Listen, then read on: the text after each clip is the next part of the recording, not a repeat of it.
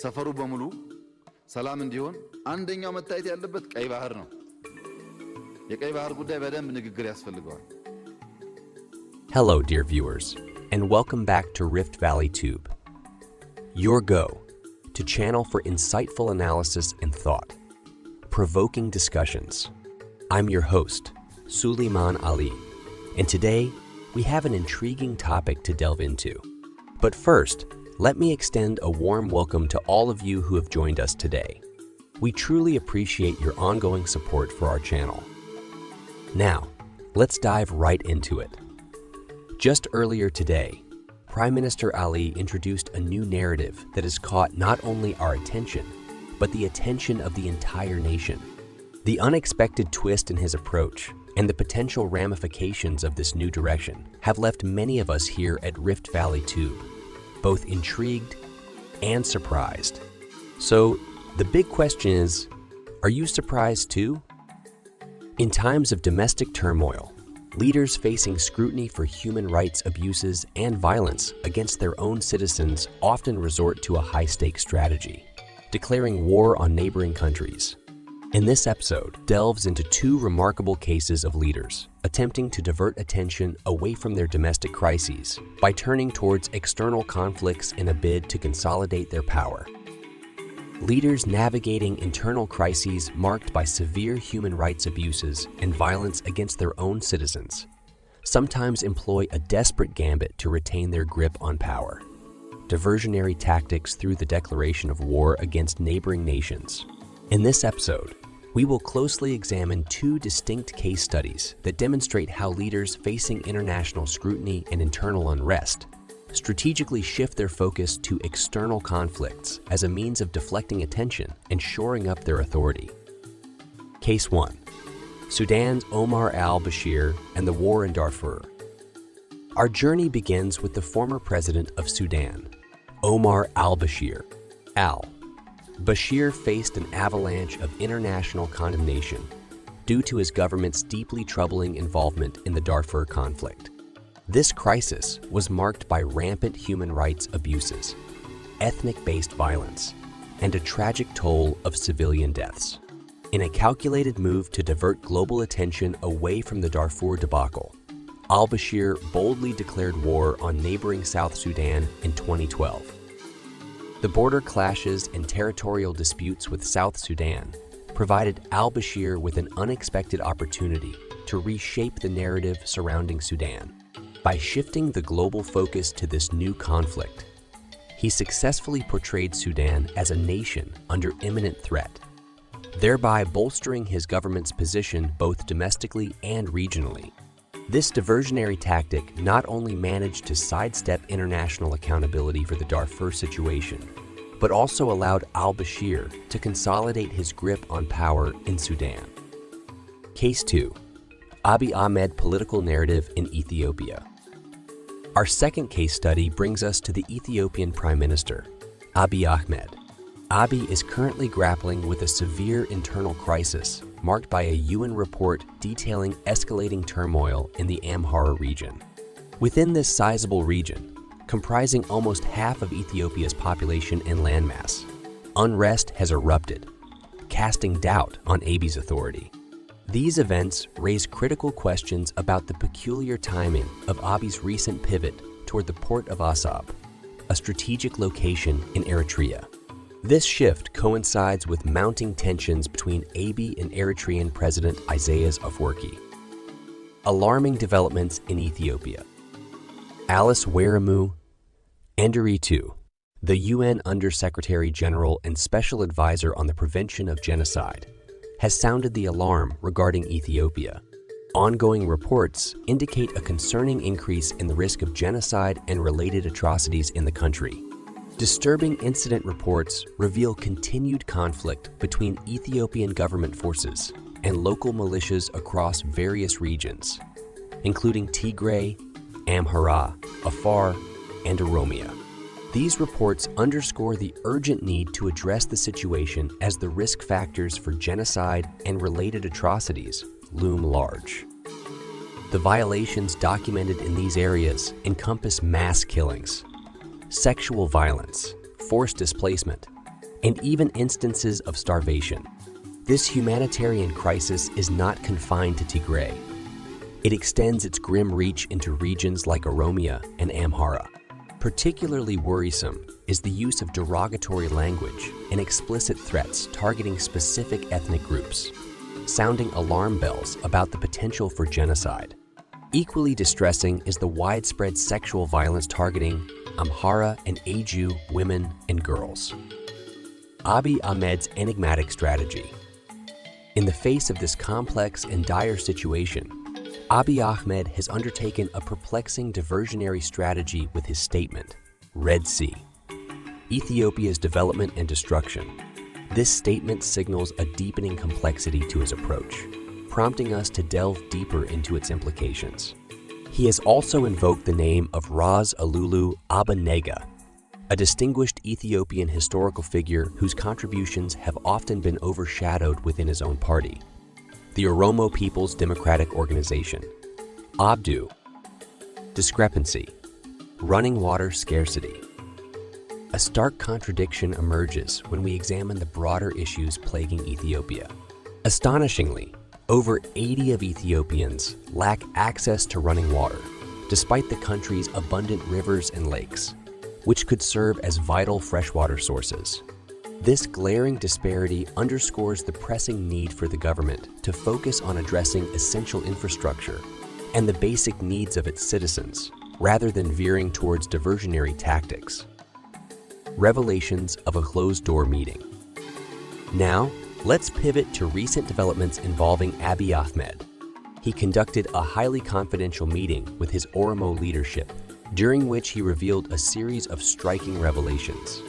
These revelations have the potential to reshape the political landscape in the Horn of Africa significantly.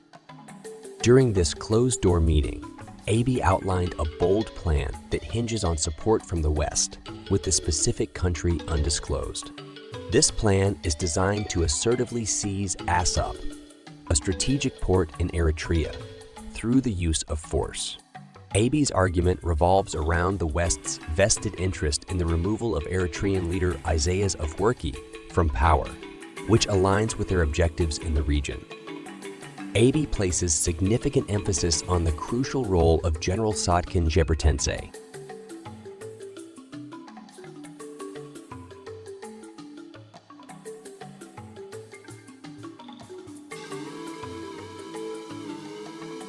After the government of Tigray controlled Mekelle, we are left alone with no other option except to fight for our survival.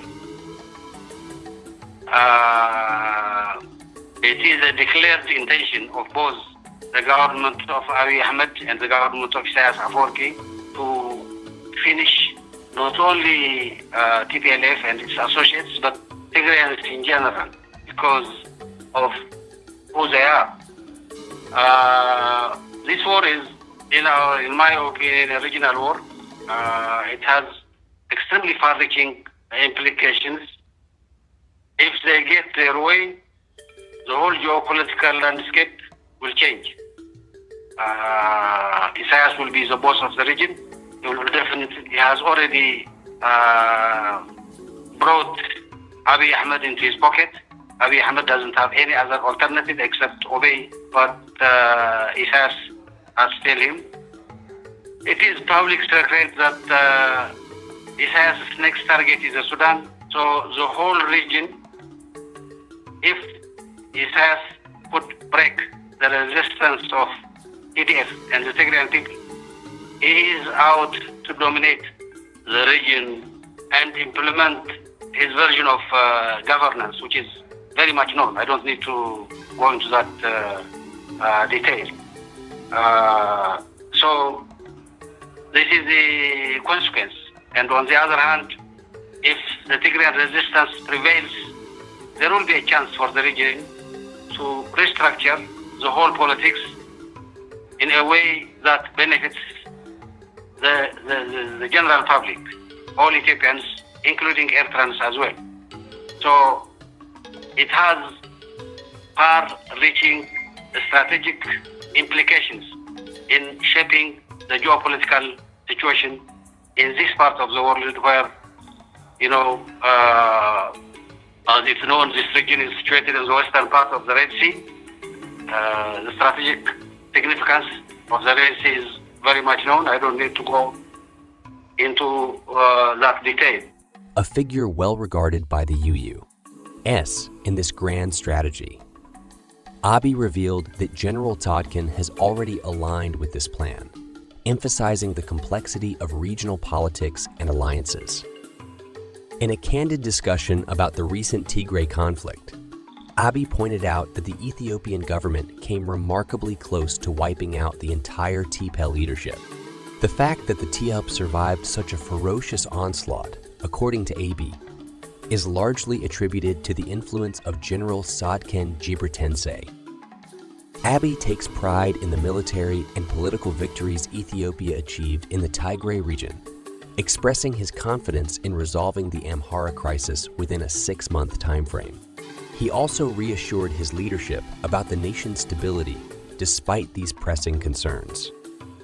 Moreover, Abiy Ahmed shed light on the shifting dynamics in the Tigray region, revealing that Tigrayans now nurse a deep desire for revenge against Eritrea and have been clamoring for the return of Assad. This desire has generated an expectation of substantial support for their efforts. Abiy also highlighted the broader regional context, underscoring the Amhara region's territorial claims on Assad, which have never been formally recognized by Eritrea. Abiy believes that economic pressure will eventually compel the Amhara region to support the Ethiopian narrative. Amidst these disclosures, Abiy expressed a profound conviction that the West, with the specific country still undisclosed, would extend support for the removal of Isaias Afwerki from Eritrea and actively facilitate the establishment of a loyal government in the country. This perceived shift in Western policy aligns with concerns about China and Russia's interest in establishing military bases in strategically positioned Eritrean ports. The role of the United Arab Emirates. Why? Abiy Ahmed further alluded to the involvement of the United Arab Emirates. Wake, adding another layer of intrigue to the evolving geopolitical landscape in the Horn of Africa. In his closing remarks during this momentous meeting, Abiy urged his comrades to unite behind this narrative and work diligently to achieve the outlined objectives. The changing face of regional politics. These revelations paint a vivid picture of a rapidly evolving regional political landscape where shifting alliances, geopolitical interests, and historical grievances are poised to reshape the future of the Horn of Africa. The outcomes of these developments will have profound implications, and it remains to be seen how this intricate web of regional politics will ultimately unravel. The uncertainty surrounding these unfolding events adds layers of complexity to an already intricate geopolitical landscape. Ladies and gentlemen, that brings us to the end of today's insightful analysis. We sincerely hope you found this discussion as thought-provoking as we did. If you're as surprised as I am by the Prime Minister's new narrative, don't forget to share your thoughts in the comments section below. We love hearing your perspectives and engaging with you in this dialogue. Also, make sure to hit that like button. Subscribe if you haven't already, and ring the notification bell so you never miss an update from Rift Valley Tube. Once again, thank you for joining us today, and we look forward to having you with us in our future discussions. Until then, take care, stay informed, and keep exploring the complexities of our ever-changing world. Goodbye for now.